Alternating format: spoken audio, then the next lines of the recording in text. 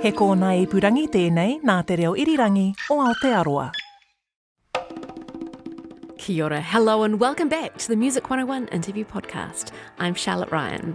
This week, I spoke to Barnaby Weir. You'll know him from the Black Seeds and Fly My Pretties fame, but I spoke to him about his new musical project called TRiPS.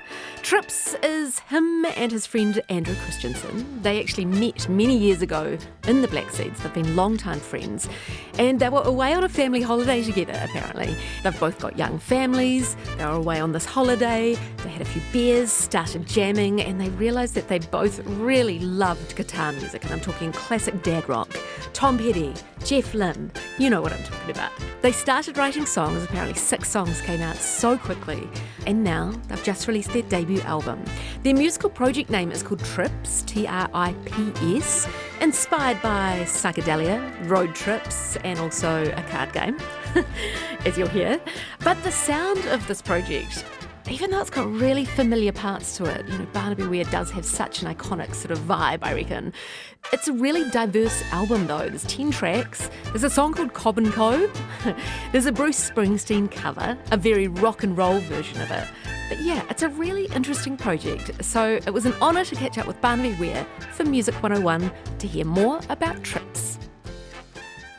That track is called Wishes and it comes from TRiPS, a new musical collaboration from Barnaby Weir of the Black Seeds and Fly My Pretties fame and his friend Andrew Christensen.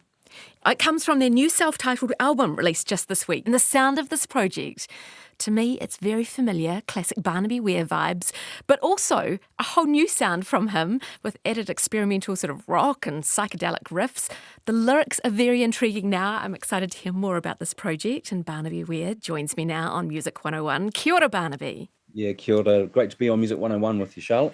It's always nice to chat. You know that I've been waiting for a new musical project for you for such a long time. I think anytime I see you, I always go, Flash Harry? Is Flash Harry coming back? So I was so excited to hear about TRiPS. Tell me about it, because you and Andrew are longtime friends, aren't you? Yeah, so Andrew and I met through the Black Seeds. He played trumpet for the Black Seeds for a really decent stint there. We did some international touring and he performed on a couple of the Black Seeds albums around more the solid ground era, around 2008-ish times. He's a really talented musician with jazz school background, and he's a funny guy. He's a multi-instrumentalist. And when I was living in Parapara Umu and we're raising our very young babies, just around the corner from each other, we began talking about music and doing some recording under we didn't know the name TRiPS then, but doing something together and me producing and helping drive it with him. And, and we were thinking, what is it that makes great music?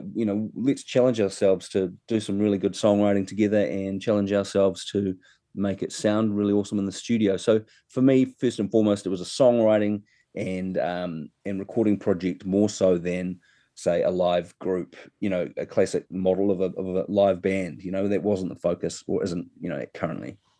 And also, I sort of get a tinge that the focus was also more guitar or rock. It's a lot more of a rock album than I think I've heard you release before.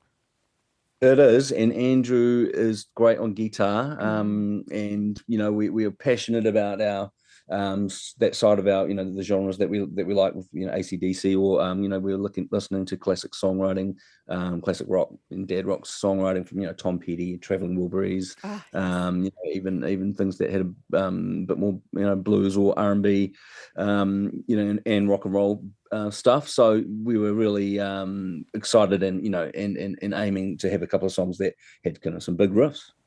It is quite a diverse album, though, right across the 10 tracks.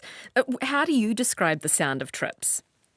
Yeah, it is a collaboration and recording album because there are different singers on each of the tracks. I sing on 3 tracks.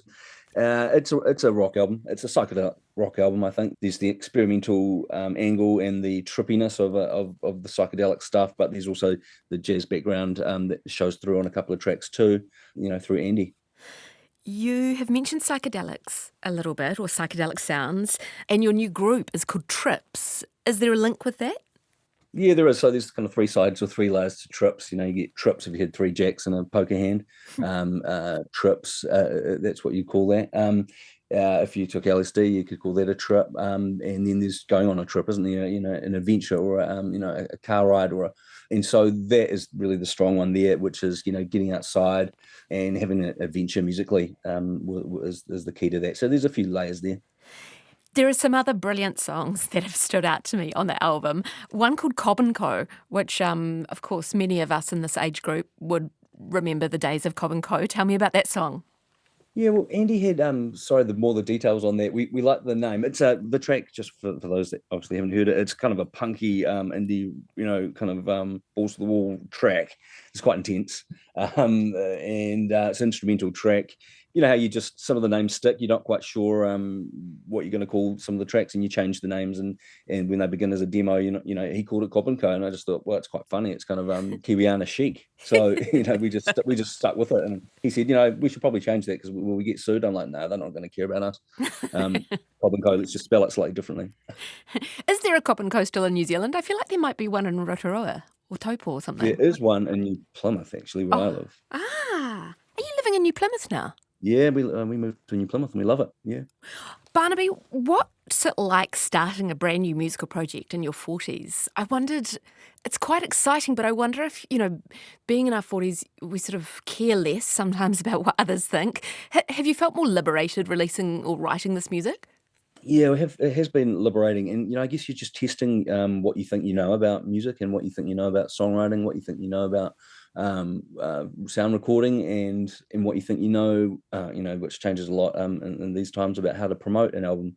My expectations are not super high, but what they were super high around the recording and the writing, you see. So we're just challenging ourselves to do something that's surprisingly good, that we want to listen to, that when you push play, it sounds really high quality within the genre, just well mastered, well recorded. Lee Preble recorded all the songs, by the way. Of course. Would you work with anyone else?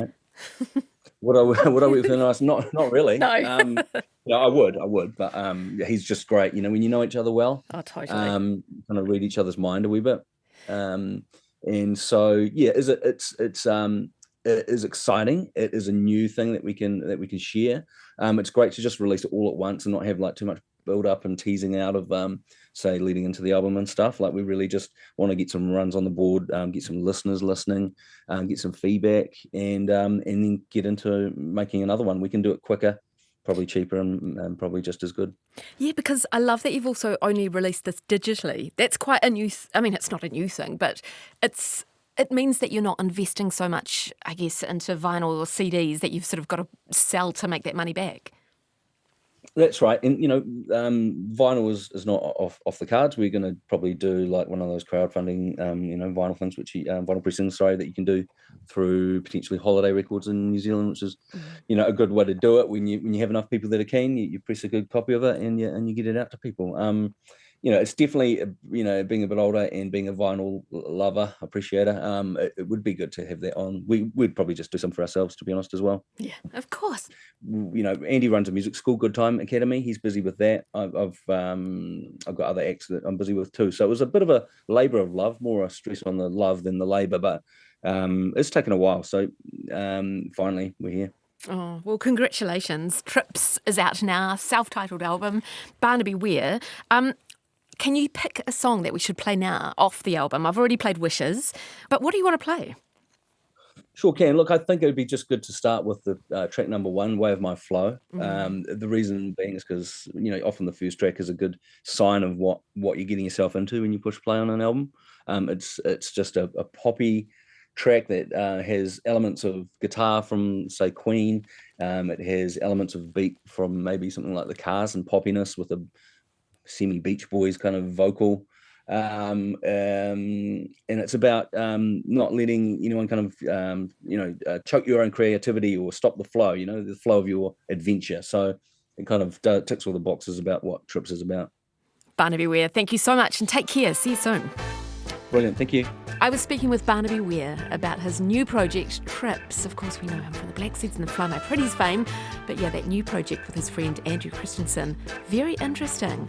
You must go and listen to their album. TRiPS is the title of the album and, of course, the name of the new band. And word on the street is that they may be doing some live shows coming up too. If you want to go on listening further, of course, go and listen to Black Seeds and Fly My Pretties, or go and listen to more Music 101 interviews here on your favourite podcast platform. Until next time, take care.